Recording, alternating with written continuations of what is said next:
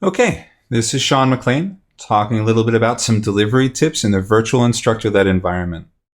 One of the things I really want to talk about today is open-ended questions. A lot of times people in a virtual environment are nervous about asking open-ended questions, and in fact, they'll start maybe with the idea and maybe from a bad experience, they won't use them at all. So I want to point out a couple of things about them, some of the maybe cautionary tales about them, and then some ways to work with open-ended questions just in case they become a problem in a virtual instructor-led environment. First off, when asking an open-ended question, oftentimes we're familiar with that response or we dread that response of crickets, right? What did you learn today? No answer.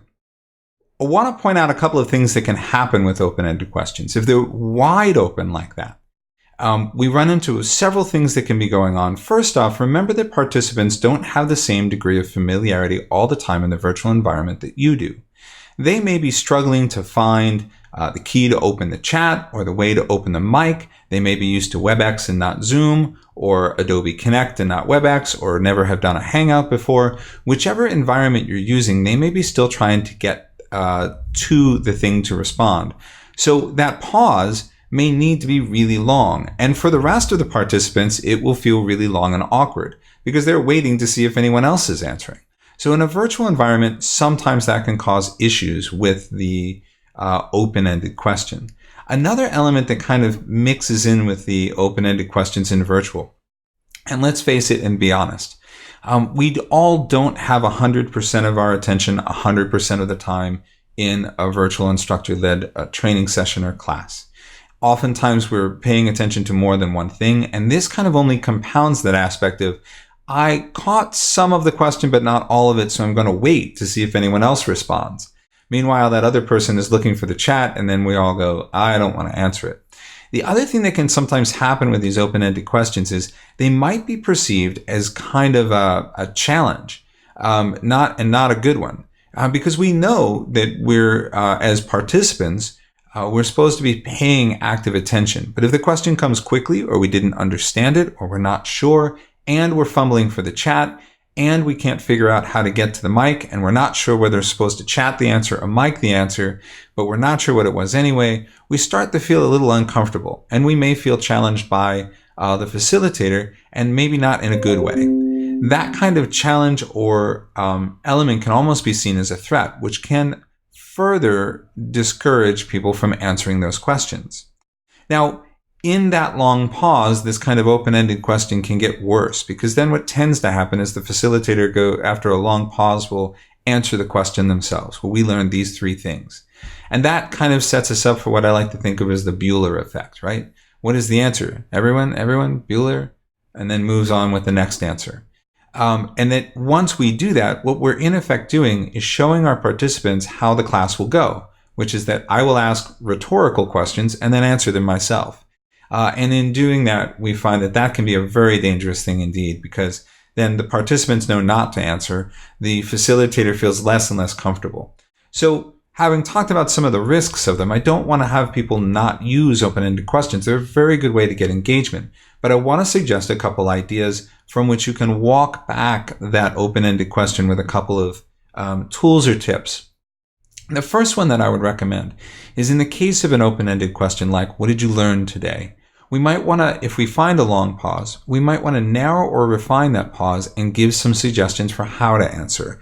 So with that, this is just an always as well. When I ask an open-ended question, I want to do it in the chat.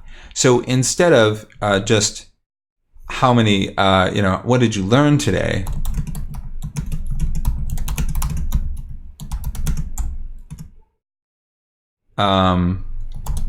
And I might talk through it while I'm doing this. I'm typing out the question to make sure that everyone knows. And since I'm going to answer that question, you may want to open your mic if you're going to answer, or get ready with a chat. But what did you learn today in module X? And if that one is out there, we might try something else that's another little bit of a twist on the open question. How many new things?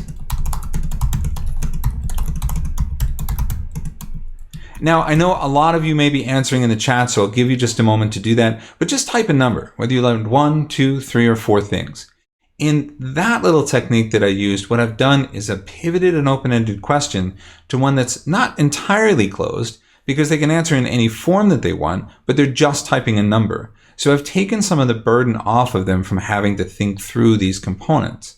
Now, in the other open-ended where I said, well, what did you learn in Module X? Please take a moment to look at your books if you want to flip through pages.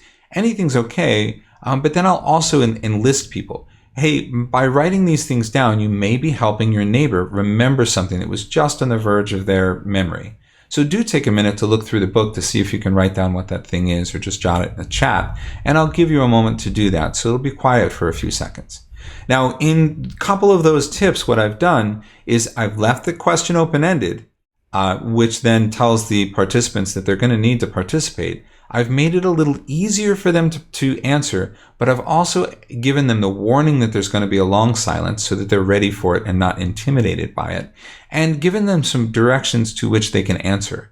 So I can narrow down the question, I can give them some directives for how to answer the question, and then if neither of those work, I can focus it in even tighter and say, give me a one-key response. It still requires action on their part and therefore engagement. So type a 1 to 5, one thing, two things, three things, but now they only have to answer in one key. Now I can take that and elaborate and open the question up. Now that you've answered 3, why don't one of you, anyone who answered 3 or more, why don't you tell me what one of them is in the chat or the mic? So those kinds of things can help take an open-ended question and refine it a little so that participants are more enlisted in answering the question.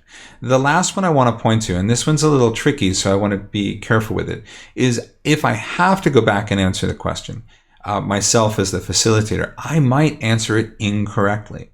So of the things that we covered today, one of them was the use of